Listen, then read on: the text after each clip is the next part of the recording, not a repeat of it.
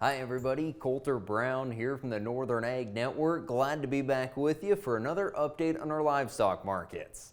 Now last month we were lamenting the losses in the cattle futures after seeing a lot of money taken out of both the live and feeder cattle, and that definitely did bleed its way into the cash markets too. But in September we saw the markets claw their way back higher. Good to see as the fall calf run gets started.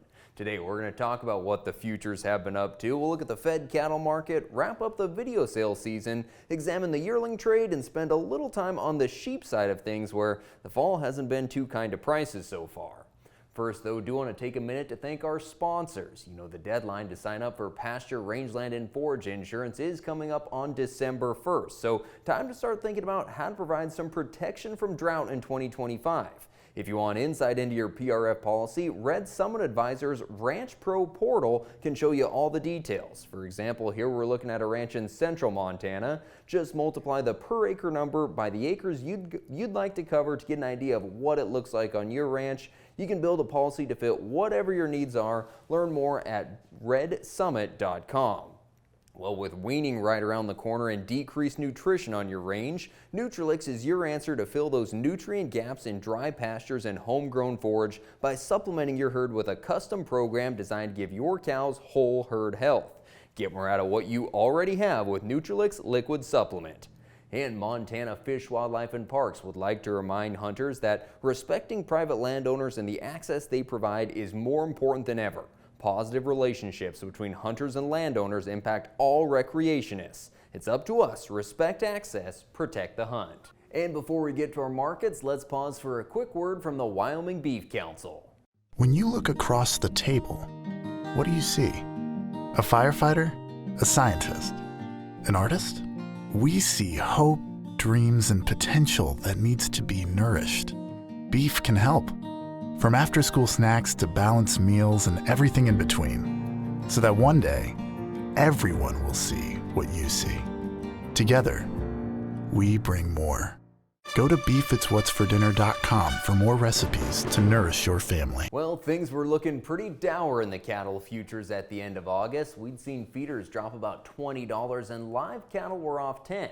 Now, September started with additional pressure on the market, but here for the last 3 weeks, contracts have been working their way back up. Feeders retaking about 60% of their summer losses. But where does it go from here? Yearlings continue to come off grass. We're about through the yearling marketing time frame, but of course the fall calf run starts going to put a lot more volume on the market, so seasonal tendencies would suggest an annual low in the cash market in mid to late October. Kind of expecting to see some short-term pressure on the feeder board. Do think it's going to recover, but wouldn't be surprised to see prices fall, even though they've been pretty strong as of late.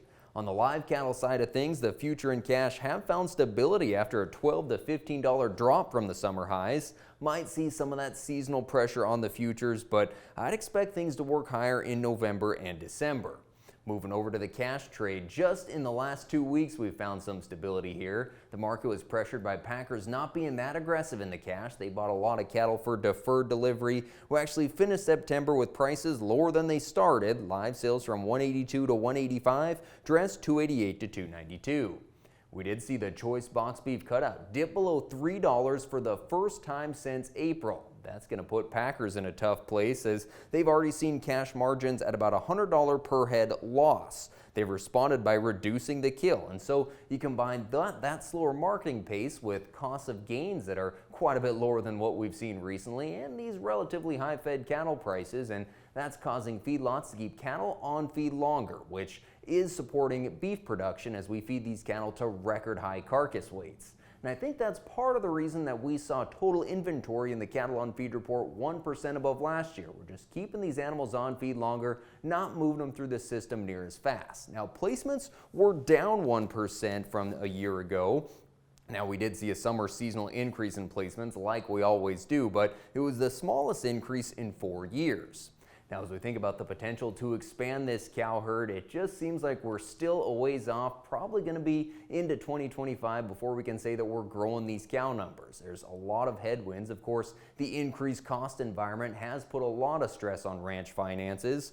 And of course, we've got drought conditions still present in a lot of areas, not to mention the effect that fires will have on cow numbers in northeast Wyoming and southeast Montana. A lot of challenges out there.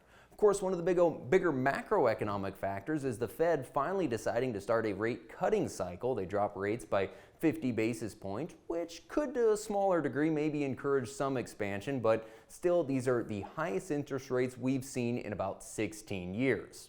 Now, as we think about heifer retention, it seems like a lot of producers have seen the incentive to sell heifers rather retain them for breeding. Kansas State put together some numbers that estimated the annual cost of keeping a heifer at $1,300 a head, and she doesn't have a calf for 2 years. Compare that to the $1,400 to $1,500 you could get for a heifer this year, and a lot of ranchers are responding to that incentive and not taking the risk to try to develop that heifer into the herd. So we're going to see some increased heifer retention, probably to a smaller degree this fall and more next year. The cattle industry is a slow ship to turn, and will likely be well into 2025 before we really see these prices or the expansion happening, which is going to support prices. Likely at this point, we can say we've got 12 months, maybe longer, of stronger values. A lot of that will depend on beef demand.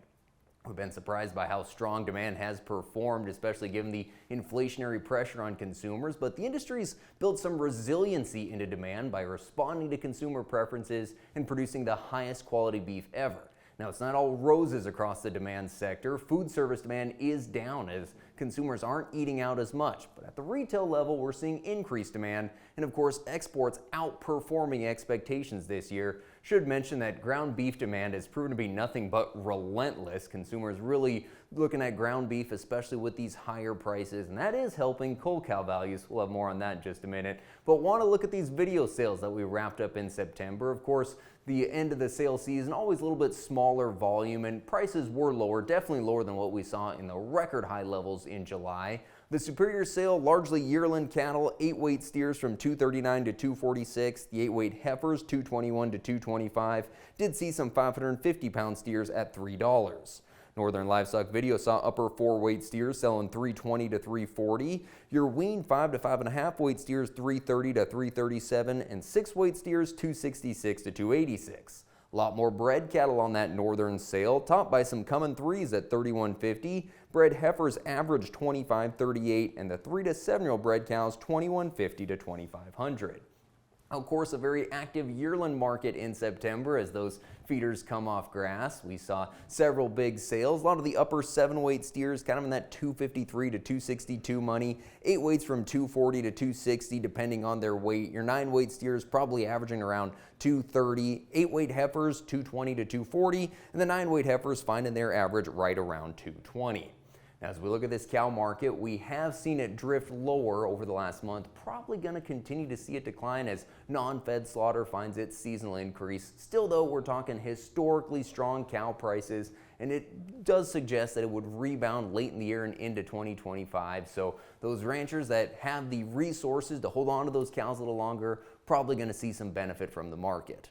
And wrapping up here with our sheep sales. Sorry to put a dour tone on the end of things here as we wrap up the report, but the sheep market's been pretty tough in September. We've got increased lamb production. Of course, imports always a challenge. Looking at prices 15 to 30% below where they were last year at this time. Heavier lambs definitely seeing the most pressure. 70-pound lambs largely from $177 to $193. The 80-pound lambs $165 to $180. And of course, it was ram sale month, and we saw some very strong prices at the Montana ram sale in Miles City, averaging $1,525. The Wyoming ram sale finding their average just below $1,000 a head.